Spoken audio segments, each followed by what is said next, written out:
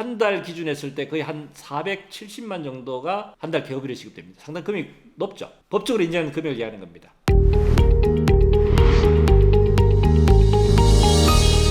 네, 이번 시간에 다룰 주제는 흔히 교통사고로 피해를 입은 분들이 간병비 개업이 이런 부분에 대해서 이제 많이 궁금해하시죠. 오늘 여기에 대해서 한번 다뤄보겠습니다. 보통 사고를 입게 되면은 부상 정도가 심한 경우에 있어서 환자를 돌볼 간병이라든지 가족이 필요합니다. 근데 일정 기간, 예를 들어서 수술한 환자 같으면은 한 달, 길게 한 2달 정도 이렇게 일정 기간 동안에 간병이 필요한 경우도 있지만은 아주 심한 경우, 대표적인 경우가 이제 식물인간 사지마비 같은 경우죠. 이런 아주 중상해로 인해서 평생 누군가의 돌봄이 필요한 상태, 이런 경우에 있어서 법적으로 피해 보상의 범주로 보상을 받을 수 있는 것이 개업이라는 것입니다. 개업이. 그래서 보통 이 간병비 개업이라는 것이 사실 구분이 안 되는데, 일단 간병 개업에 대한 것에 대한 정의부터 한번 살펴볼까요? 사실은 이제 간병이라고 하는 것은 의료에 대한 전문적인 일정 소양을 가지고 있는 사람, 또는 뭐 간호사, 간호조무사 같은 그런 의료 인력의 도움을 받아서 환자에 대한 보호 역할을 하는 사람, 이것을 보통 간병인이라 합니다. 간병인. 근데 개원이라는 것은 이런 일정 어떤 의료적인 일정 지식이라든 어떤 기술을 갖고 있는 사람이 아닌 일반이라도 간병에 필요한 어떤 지원을 하는 경우에, 돌봄을 하는 경우에 있어서는 그걸 간병인, 간병비로 인정하고 있습니다. 그것이 간병과 개호의 이제 차이점입니다. 근데 이 개업인은 말씀드렸다시피 사람이 어떤 노동력을 제공해서 하기 때문에 그 사람을 쓴 사람에 대한 인건비가 발생하지 않겠습니까?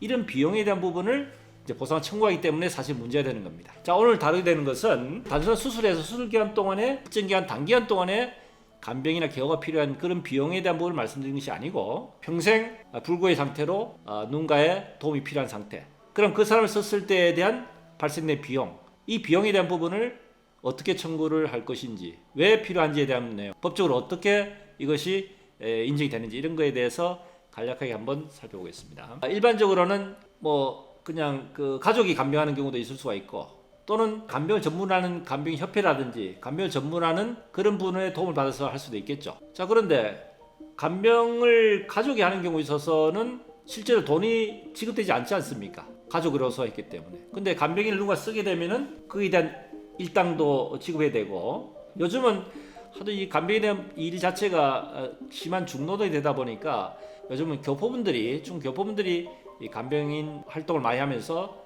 요즘은 오히려 국내인보다는 중국 교포들이 많이 간병 활동을 하는 것 같습니다. 이 개업인은 도시에서 발생한 개업인은 도시령 노임을 기준하게 되고, 농촌에서 간병한 경우에는 농촌 지역에 있는 노임을 계산하는데, 문제는 이것이 여자 인부를 기준으로 해서 한다는 것입니다. 도시는 남자나 여자나 똑같습니다. 인부에 대한 노임 단가가 건설 노임에 대한 단가가 똑같은데, 농촌은 남자 인부에 비해서 여자 인부에 대한 노임이 아주 차이가 많이 나습니다. 그래서 농촌에서 만약에 간병을 하게 된 경우에 있어서는 농촌 노임에 여자 인부를 단가를 적용하기 때문에 도시에 있는 개업이 인정보다는 농촌 지역에 있는 개업인은 금액이 상당히 적습니다. 개업에 대한 단가는 현재 지금 도시노임을 현행 기준에 해보면은 한 달 기준에 했을 때 거의 한 470만 정도가 한 달 개업일에 지급됩니다. 상당히 금액이 높죠. 법적으로 인정하는 금액을 이야기하는 겁니다. 그럼 실제로 우리가 교포든 아니면 국내 내국인이 간병하는 경우에 있어서 식물인간 같은 경우에는 거의 뭐 한 350 내지 400 정도 이렇게 지불이 되죠. 그러니까 오히려 실제적인 지불 비용보다는 소송을 했을 때는 법적으로 인정하는 개업 비용이 훨씬 더 금액이 높기 때문에 오히려 소송에 있어서 더 유리할 수 있는데, 문제는 이 개호에 대한 부분이, 개호란 것은 그 기준 자체가 어떤 업무를 하냐 하면은 정상적인 어떤 운동이 보행이 안 되기 때문에 휠체어로 옮겨준다든지, 또는 식사를 제대로 못하기 때문에 식사에 도움을 준다든지, 또는 대소변을 받아준다든지, 또는 목욕을 시킨다든지, 옷을 입혀준다, 이런 모든 일련의 일상생활 동작에 있어서의 필요한 도움을 받는 것이 간병인의 역할입니다. 그럼 이 간병비를, 개업비를 지급하는 데 있어서 이 비용을 환자에 따라 틀리지 않겠습니까? 이것이 24시간 간병이 필요할 수도 있고, 또 수시로 필요할 간병이 필요할 수 있는 상황이 있다는 얘기죠. 그것이 머리 다친 환자, 또는 척추를 다친 환자, 또는 정신적으로 치매 환자, 다 틀리다는 얘기죠. 그래서 이 개호에 대한 하루에 몇 시간 필요하고 하루에 몇 사람이 필요한지에 대한 판단을 누가 하느냐, 그것을 이제 의사가 하게 되는데